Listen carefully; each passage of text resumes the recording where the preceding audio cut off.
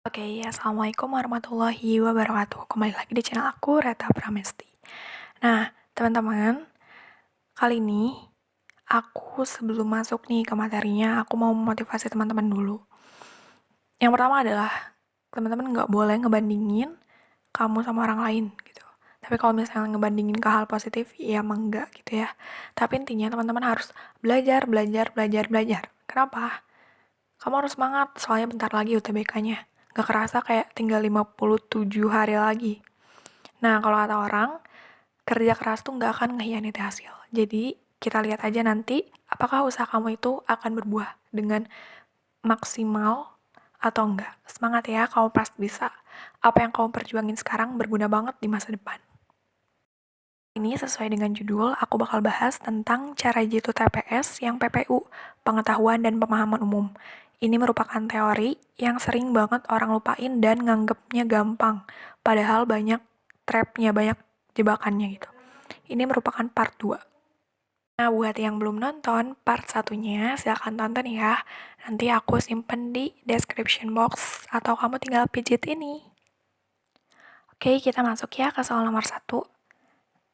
Nah, setelah aksi pembumi hangusan itu, gedung ini dibangun kembali menjadi sebuah pertokoan. Bentukan kata yang dimiringkan pada kalimat tersebut sama dengan kata, berarti kita fokusnya ke kata yang dimiringkan. Itu apa? Pembumi hangusan.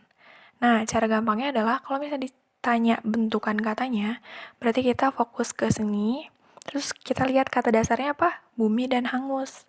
Nah, berarti depan sama belakangnya itulah yang menjadi pembentuk katanya, yaitu pe dan an. Nah, berarti cari aja jawaban yang pe dan an. Berarti yang mana? Yang B. Nah, gitu ya.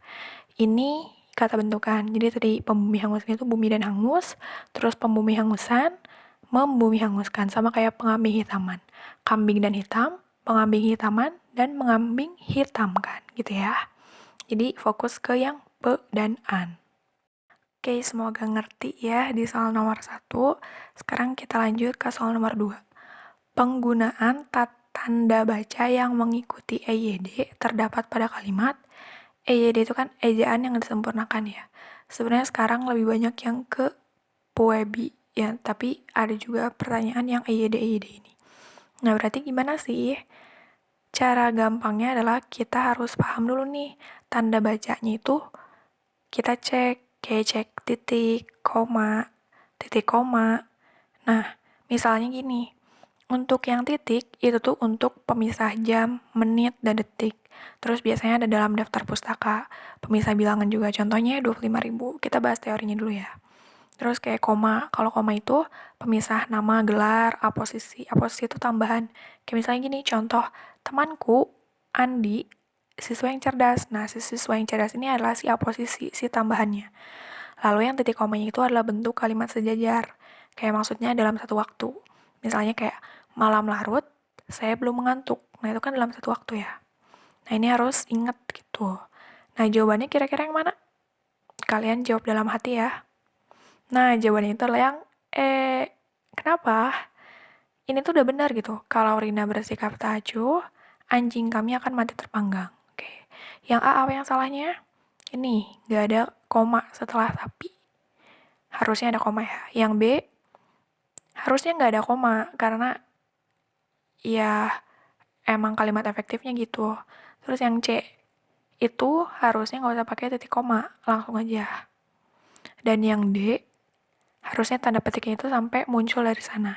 Kai, jadi harus teliti banget pokoknya. Lanjut ya ke soal nomor 3. Nah, aku mau bahas sinonim antonim. Sebenarnya ini kayak soal lama sih, cuman kali aja ada lagi gitu ya di 2020, karena suka ada juga di soal bacaannya.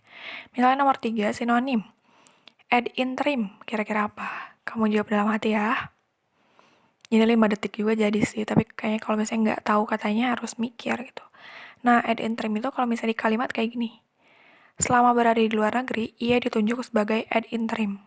Nah, kira-kira apa? Jawabannya B, sementara gitu. Jadi, ini mah harus memperbanyak kosakata sih. Coba yang antonim.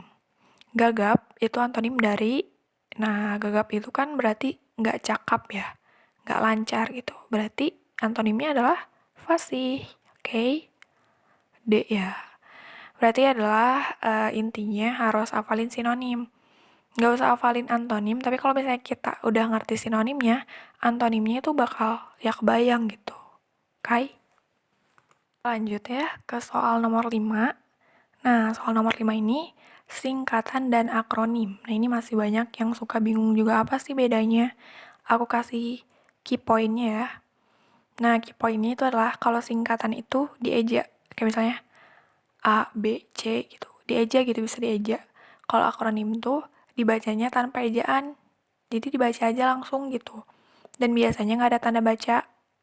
Nah, coba nih ada 4 soal. Kira-kira yang benernya yang mana ya? Kamu jawab dalam hati. Oke, udah ya. Sekarang kita bahas. Nomor 5, ABRI kapital atau ABRI kecil. Jawabannya adalah yang pastinya, so pasti yang ABRI kapital. Terus yang nomor 6, YTH tanpa titik atau YTH dengan titik. YTH yang terhormat kan?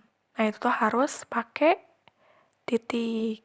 Nah, terus nomor 7, A titik N titik kecil atau A titik N titik besar. Ayo, biasanya kalau misalnya AN itu kan atas nama, misalnya Reta, kira-kira kecil atau besar? Kecil, oke guys. Nomor 8, DPR. D besar, PR kecil atau DPR kapital. Yaitu adalah DPR kapital. Oke. Ini sebenarnya udah sering banget sih kalian temuin sehari-hari gitu, asal kaliannya peka. Nah, coba sekarang kalian bedain di antara 4 nomor ini tuh yang masuk singkatan mana, yang masuk akronim mana. Nomor 5 kira-kira mana, ayo. ABRI, dia dieja nggak? Nggak kan? Kayak langsung dibaca. Berarti dia adalah akronim. Nah gitu. Nomor 6, YTH, dia dieja kan? YTH gitu. Berarti singkatan. Terus AN, AN, ini kan dieja ya, AN gitu. Nah, berarti dia singkatan. Nah, terus nomor 8 nih, jangan kebalik. DPR, berarti kan dia dieja ya. Bukan berarti sama kayak ABRI nih, gara-gara kapital semua jadi akronim, tapi singkatan. Karena DPR disingkat, gitu ya, dieja. Kai, udah ngerti ya? Yuhu, kita lanjut yuk. Nah, setelah singkatan akronim, sekarang kalimat tidak efektif. Coba kita baca soalnya dulu. Manakah yang harus dilakukan perbaikan? Nah, di sini tuh kita harus baca skimming aja sih. Ini paragrafnya contohnya sedikit ya. Nanti kalau misalnya UTBK pasti panjang banget. Kalau kata orang Sunda mah ngaderedet gitu. Oke, kalimat 1. Tren teknologi masa kini yang paling banyak digunakan adalah Internet of Things. Gak ada yang aneh ya. Alat berbentuk kotak kecil pada sapi sudah menggunakan IoT. Bukan hanya mengecek sakit atau tidak, peternak melihat produktivitas sapi dari alat tersebut. Dan jika sehat namun diam saja, sapi sedang tidak produktif. Nah, ini yang harus kalian curigai adalah konjungsi. Coba deh lihat di kalimat ketiga. Kenapa harus ada kata dan? Dan jika sehat namun diam saja, kayak nggak nyambung gitu nggak sih? Nah, sebenarnya bisa kayak diibaratin kayak nyambung atau enggak kalau bahasa Indonesia tuh. Nah, kalau misalnya lihat teorinya, itu benar gitu, harusnya yang C yang salahnya. Yang harus diperbaiki harusnya nggak usah ada kata dan. Kenapa? Nih, dalam konjungsi, ini tuh si dan tuh masuknya yang setara atau koordinatif. Jadi dia tuh nggak boleh ada di awal kalimat. Jadi dan atau tetapi, sedangkan itu nggak boleh di awal kalimat.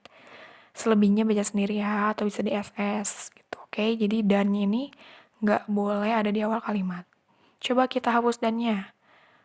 Jika sehat namun diam saja, sapi sedang tidak produktif. Udah enak kan?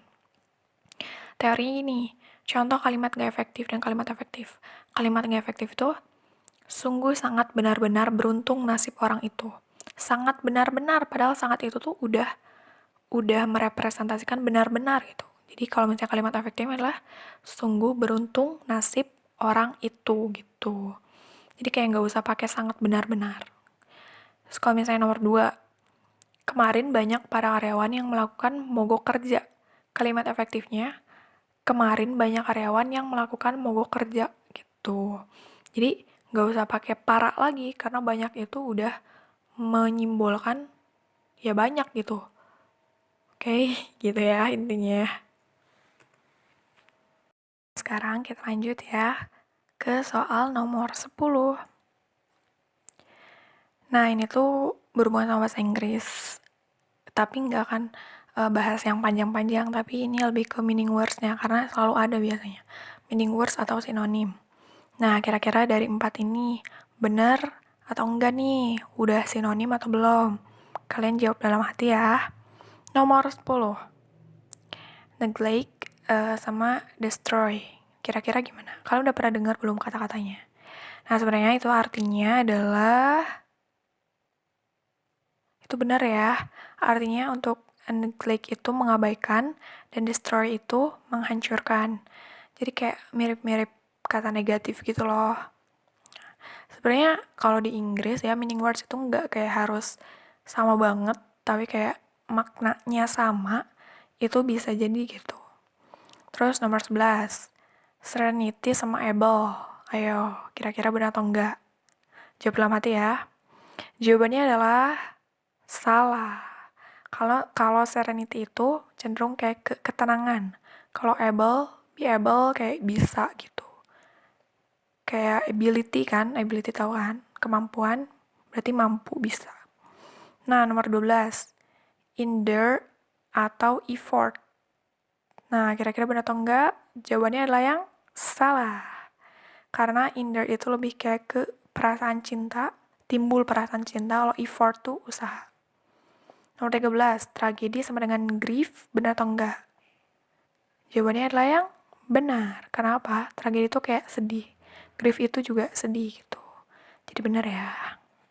Nah, intinya nih, intinya banget adalah untuk soal meaning words di English itu jangan lupa atau jangan malas nambahin vocab in everyday.